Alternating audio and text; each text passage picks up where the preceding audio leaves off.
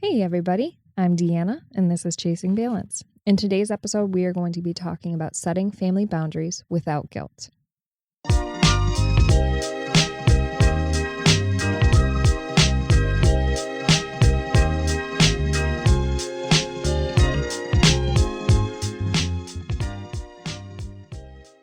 As you guys probably have noticed, my other half is gone today. Keeping with the theme of today's episode, he is setting healthy boundaries and taking the day off and focusing on some things that he is behind on at work. So this might be weird. This might get a little crazy. We don't know. Let's buckle up and enjoy the ride.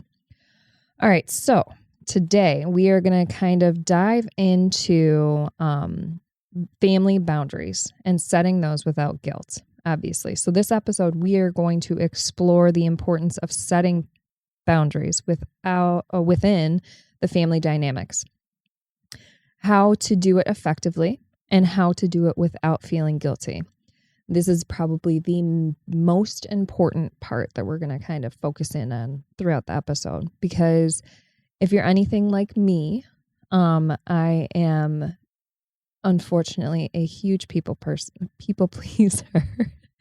And my whole entire life, I've kind of put everybody else's needs and happiness above mine. And as my kids are slowly getting older, I've really tried to focus in on setting boundaries that I know will not only allow them to be happy, but also me happy and my Matthew happy.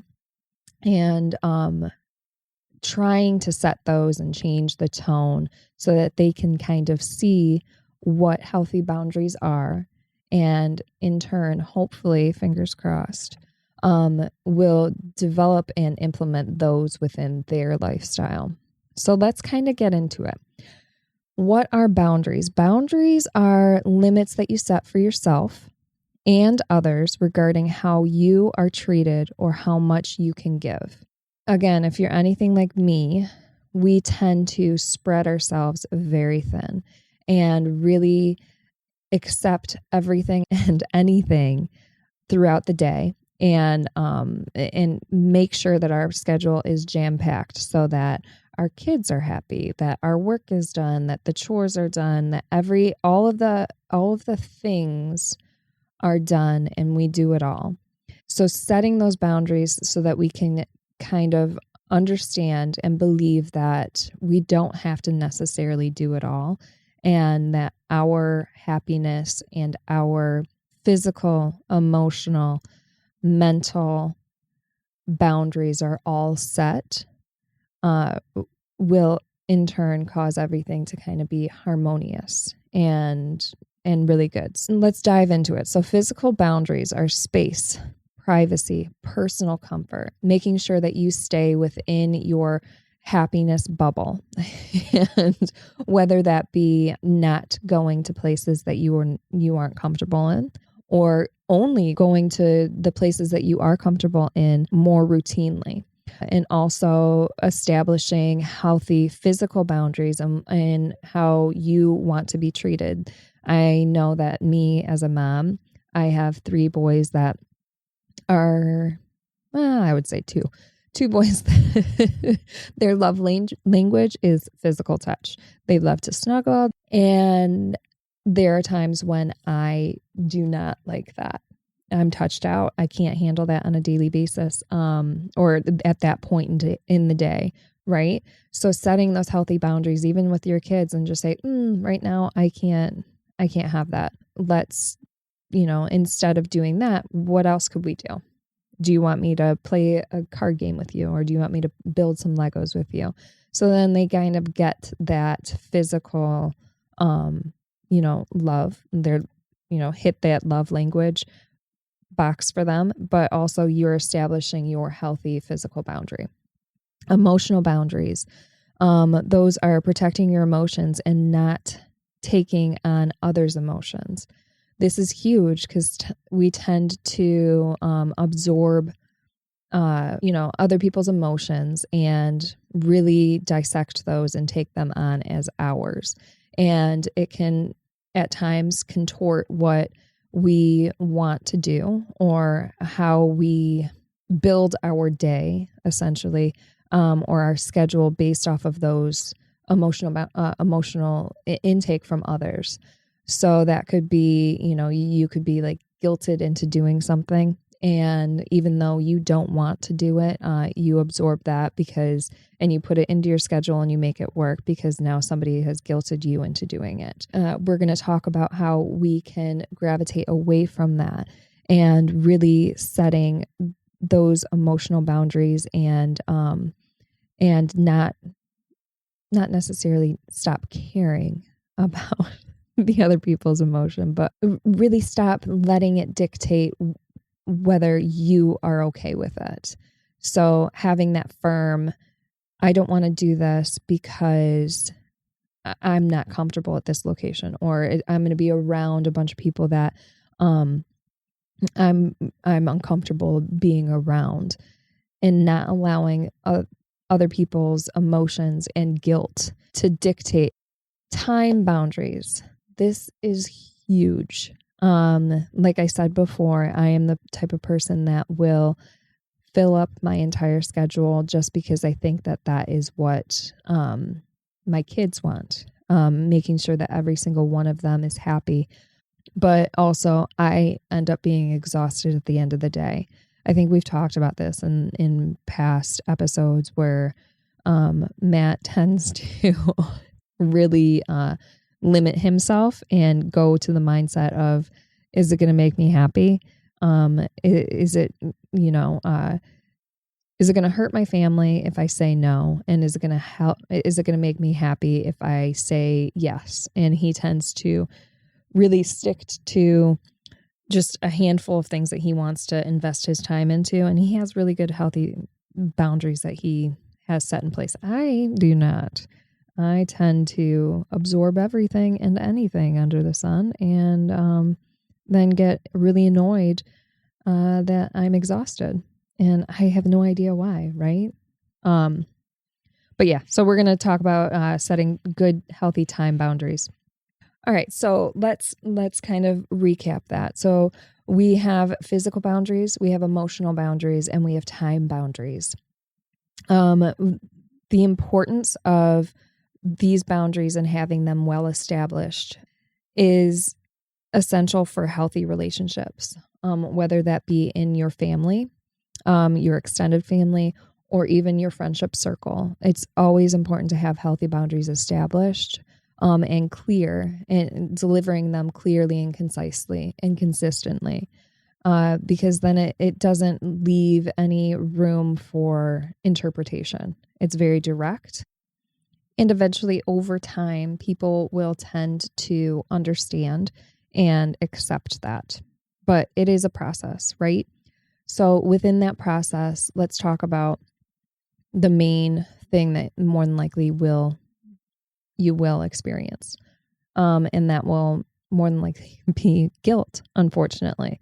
And the guilt is, could be just as simple as saying no to a family member or a friend, and guilt in taking time for yourself and understanding that it's always important to put yourself and your family first. And then also the guilt of prioritizing your personal goals and needs over family obligations or other people's needs, essentially, moving away from that train of thought of other people's, what is that saying? Your emergency isn't my urgency, kind of moving away from of taking on everything and really setting yourself up for success and healthy terrain, healthy boundaries. So let's get into it. Let's get into the meat of everything. How do we set healthy boundaries without feeling guilty? We can start off with recognizing your limitations. So after you do something and after you have, filled up your schedule, and at the end of the day, kind of do like a little self-reflection and try to figure out if that actually made everybody happy, if that made you happy, how you feel about that, and go from there. Recognize your limit in what you can obtain and collect on a daily basis and kind of stick within there. And if it's like 1 or 2 activities a day, then stick with that. And then start saying no and practice that moving forward. The next step is to really be clear and honest with whomever you're setting those boundaries with. So let's say you have to work the full day, and you are asked to do a play date, and it isn't convenient, and you're going to have to rush and get through dinner and then do the play date, and then get home and do all the baths and all the bedtime routine and everything. Everybody might have fun, but it could be extremely stressful on yourself. Being clear and honest in declining those types of invitations, or even just being clear and honest with like, here's my time limit. I have an hour, we can do this. And limiting it instead of having it being like a full, huge investment. Figuring out what your boundaries are, and then delivering them clearly and honestly with the person that is intended, right? The next one is practice self-compassion. Acknowledge that it's okay to put your feelings and your best interests first. And you are not responsible for others' reactions or feelings. Now, that doesn't negate that they have the right to have those reactions or those feelings, but you are not responsible for those. So you need to set that healthy emotional boundary and not absorb that and end up feeling guilty about making a decision that primarily is for your benefit. Because let's be honest, we're the ones that have to live with ourselves 24/7, right? So let's get into the habit of really practicing self-compassion and encouragement, and understanding that we are doing this for the betterment of ourselves.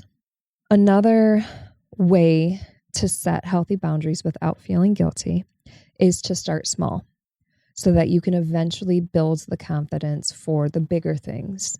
And when you start small, obviously, it's kind of like learning anything, brand new, starting with the basic, the elementary phase of it, and building from there.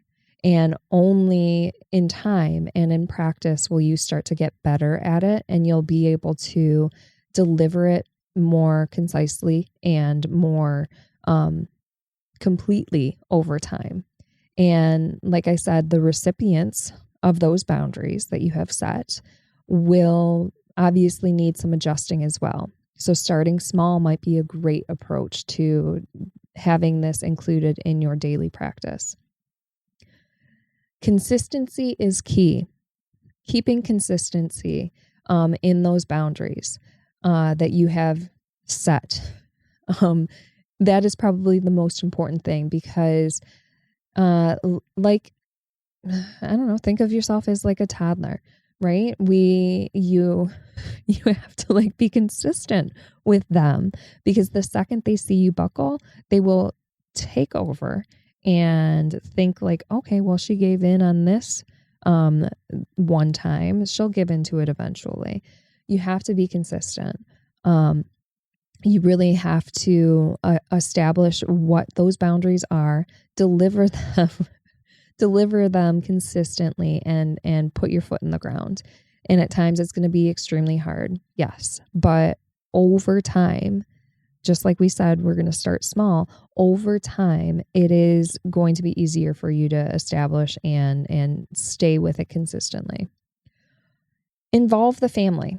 That's the next part. Have open conversations with your family members about why boundaries are important for everyone's well-being, and encourage them to set their own boundaries as well. This happens with me on probably a daily or weekly basis.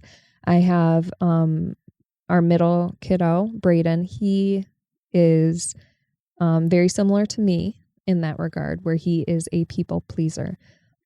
He tends to just do everything and anything that the group of kids that he's hanging out with wants to do, and never really does the stuff that he wants to do. So he will like spend a full day hanging out with his friends and then get home and just be like, this was the worst day ever. We didn't get to play soccer. We didn't get to play, or we didn't get to do this because so-and-so wanted to do this instead.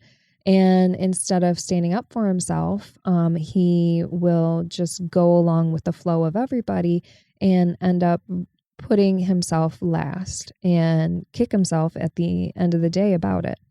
So setting those examples for your kids is obviously the most important, but also involving them in understanding why it's important to set these boundaries to begin with is extremely important, because not only do they see you showing them how to through example of living your own life, but also they will see it, or they'll understand it because you're talking about it with them and you're explaining them or explaining to them the importance of it. So involving the family is really important, and can result in setting healthy boundaries without guilt. And then the last thing that I have on my notes for this little segment is how we should deal with resistance. Like we've talked about throughout this episode, the people that you are setting, or as you are setting boundaries for yourself, healthy boundaries, whether they be emotional, physical, or even time boundaries, the individuals that you are setting those boundaries with are going to have resistance. There's going to be that resistance and potentially guilt that sets into play with that. So how do we deal with that? How do we handle those pushbacks? That is a great question. And that is really, it's going to shift from experience to experience, right? So I tend to follow the mindset of, does this make me happy? Does it make my family, my kids happy? Is it going to affect the relationship of that individual if I express these boundaries? And, if those boundaries are bringing me happiness and bringing my family happiness, I don't really care if it's putting a strain on that relationship, because the fact of the matter is that if it is going to affect the relationship of that individual in a negative tone that is unfixable in the end, what does it say about that relationship? That's kind of the question that I ask myself. Does it explain that they are beyond emotional growth? Or does it kind of allude to the fact that the relationship was never solid to begin with because they can't accept the fact that you are evolving and you're setting those boundaries for yourself? So that's what I kind of go with. And I tend to just kind of reflect on it and really dive into that thought process, I guess, and go from there. And I will be completely honest with you, I've cut out a lot of people within my life because of that, because they haven't accepted the boundaries that I've set in place, or even accepted the limitations that I've put on things. And has it affected me? It has, like losing people that I once thought was important. It hurts, but also it frees up your time to find people that will accept you and will accept your healthy mentality and your boundaries. And from there, you will continue to grow. So that's all I got to say about that. No, but seriously, just move in the line of putting yourself first and making sure that your happiness is, if not the highest priority, but in that docket, because you are important, right? And just understanding that and realizing that is huge growth for a lot of people, especially a lot of people that didn't feel like that while they were growing up, and breaking those, I guess, breaking that generational trauma or that generational, habit will be huge for your kids to understand that your boundaries and your health and your mental stability and your happiness are huge priorities for yourself. And your children see that'll be huge for them. So let's kind of go into the next phase. And that is, we're putting in this work. We're doing the things. We're checking the boxes, right? What are the positive impacts of boundaries on the family life? So let's dive into that. Okay. The first bullet that I kind of have is that it improves relationships. You are setting clear boundaries and it reduces the tension. It increases mutual respect and it fosters healthier communication within your family. And that is huge because that will bring overall happiness, right? And that is what everybody wants. It also improves your personal growth. Setting those boundaries can contribute to your personal development and self-care. So now you're putting yourself, if not first, you're putting yourself on the docket, right? You're prioritizing your mental health. You're prioritizing your development. You're prioritizing your being, right? And over time, it's just going to flourish in a positive direction. You're going to be setting an example for your kids. This is huge. I was definitely raised with the overall arching mantra of be the example. So my dad would consistently tell me that as a kid, and that's kind of how he really pushed me into wanting to live my life. So be the example that you want other people to follow. And as our children tend to watch every single freaking thing that we do, they're going to see you setting those examples. And like we discussed before, we're going to involve our family. We're going to communicate how to set these boundaries. And they're going to see it through example, and they're going to understand it. And it's going to be huge for their personal, emotional, physical growth as they go from bridge troll to like adults, right? And, the last thing that we have is in a positive impact in setting those boundaries is that you're going to free up more time for those things that actually freaking matter.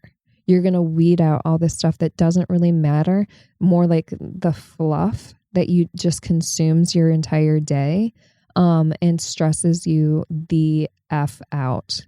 And it's going to free you up for experiencing and really enjoying all the stuff that really matters.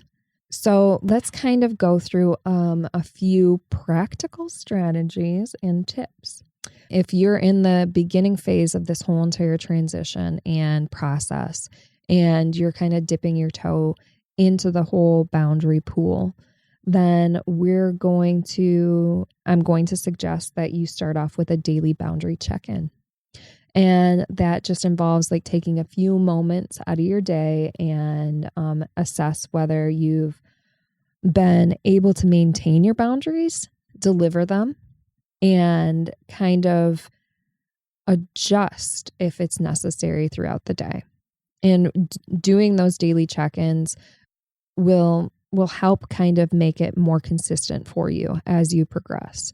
I'm going to also say that I'm not an expert in this, right? This is something that I have to continue to practice every single day. I am slowly but surely getting a lot better at it.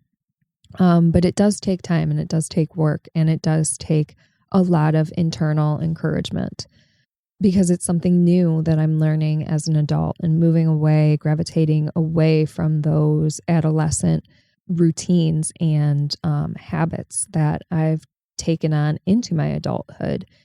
Sadly, those were boundary based. So take what I say with a grain of salt is what I'm trying to get to. But it might help. I don't know. Okay, so the next one is learn to say no. And I think that just goes across the board, whether it's boundaries or not. Just learn to say no, and be comfortable with saying it, and really stick with it, and don't bend. Like we've talked about, be consistent, and saying no is okay.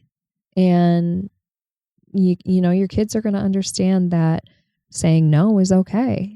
And that's a part of a healthy boundary. And that's a part of a healthy habit to have. The next one is use I statements.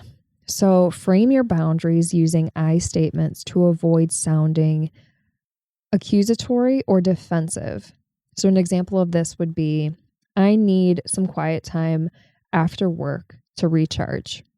So that's kind of establishing that what you need, setting your boundary, and also giving it a parameter, like giving it a metrics, and a reason as well.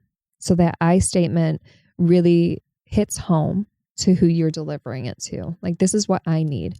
And let's be honest for a second. If the person that you're directing that towards and you're setting that boundary with, if they don't understand that this is something that you need, that you're setting, and they start to throw a fit about it, I mean, if it's not your child, then fuck them, right? Because it's important to you. So stick with it. Those I statements are really good. And it's a really good habit to get into. And okay, the next one, schedule personal time. Have that time throughout the day to reflect on those important things that make you happy, but also maybe this is when you do your daily boundary check-in and give yourself time to reflect on what you've done, whether it be positive or whether you discover that you need growth in that area, and really, I wouldn't say dissect it, but reflect on it. And that's how we kind of grow as humans, as people, is in that personal time to just kind of be inside your own noggin can sometimes really be beneficial. Sometimes when I'm inside my own head, it's a scary place. Okay. The last part is seek support. Whether that be your partner, whether that be your friend, whether that be, your therapist, whoever you feel the most supported with. And you can kind of bounce back ideas and help throughout this journey in setting those healthy boundaries. And even if you to go further and find a community or a support group online where you can share your experiences and get encouragement and reinforce the ideas and the importance of setting these boundaries, that would be super beneficial and a great strategy to use. So let's kind of recap what we've discussed.